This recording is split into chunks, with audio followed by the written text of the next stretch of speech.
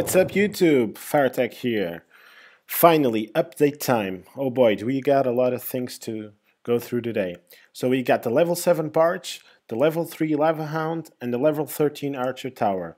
We're going to see the new troops in detail, and then we're going to see example raids of each of the new troops, and trust me, one of the raids has a huge surprise. Okay, so first things first, we're going to go to our Dark Barracks, and we're going to jam it up to get the Lava Hound. These are the stats of the level 1 Lava Hound, which you can also get at Town Hall 10. So it has 5700 HP and 10 DPS. So it's basically only for distraction because the DPS is negligible. And when it dies, it produces 8 pups. So it's like they're basically minions. They do single target damage and they have low HP and also low damage. So let's jump them up to level 2 real quick for you guys. And these now let's see the stats of them at level 2. So they had 5700 at level 1. And at level 2 they will have 6200, and instead of 8 pups they will produce 10 pups. And the DPS goes up negligibly from 10 DPS to 12 DPS. So let's jump it up real fast to level 3. Here we go, level 3 Lava Hounds.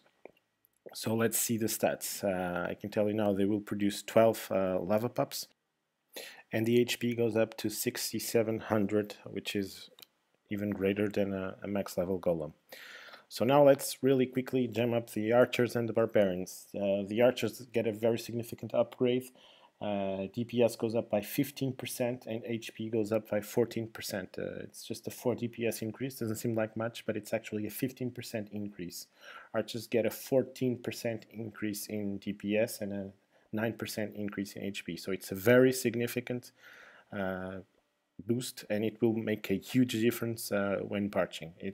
Barching was already a very powerful strategy, and now it's even more powerful. So now let's see an additional feature, which is dismissing troops directly from army camp. This isn't something that we need to do a lot. At least I don't need to do it a lot. I'll just throw some of the cheaper troops off so that you guys can see. So you can send one at a time, you can select several and send them, and you can also select from different types of troops. You can adjust however you want, and you just send them away. You don't get any refund, so be careful when using, but you do get a screen asking to confirm if you really want to throw the troops away. So enough numbers, let's finally see the level 7 archers and the level 7 barbarians in action.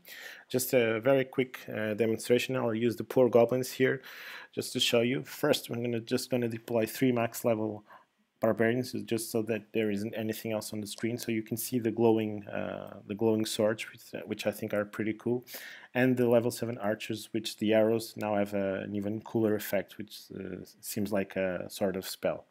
So that's the troops. And finally, let's get the big guns, let's get the Lava Hound, and let's start raiding. This is a troop composition that I used, some dragons, balloons, a couple of minions, 2 Lava Hounds, and then just balloons in the clan castle. I didn't search for a long time. I think this was the second base I got. I'm just going to speed this up because I spent the whole 30 seconds looking at the base just to see how to best attack it. I deployed the Lava Hounds first to distract the defenses, and then followed by the balloons and the dragons. I think I took too long in deploying the rage spell, because by the time the balloons got the rage spell, the Lava Hounds were practically dead already. But it worked pretty well, so the Lava Hounds distracted the defenses enough for the balloons to take care of the air defenses and some other defenses around them.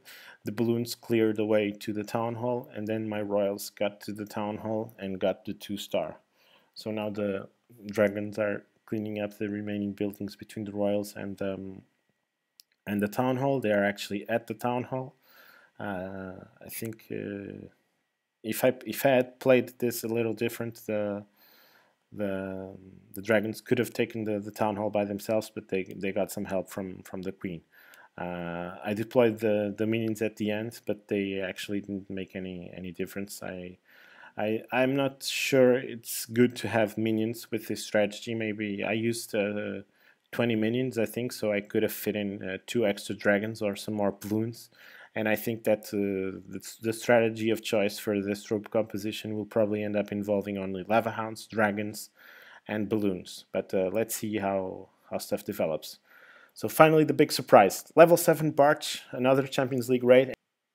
So I used 125 Barbarians, 115 Archers, 5 Lightning spells, and on the clan castle 2 Witches, 2 Wizards, and Archers. So here we go, searching for an opponent. And the third guy that I found, it was the most famous YouTuber of them all, Chief Pat. So sorry about attacking you, Chief Pat. I hope you go easy on me on the revenge raid. So Chief Pat has a mostly maxed out base except for the archer towers. He already has a level 13 archer tower. All his other archer towers are still level 12.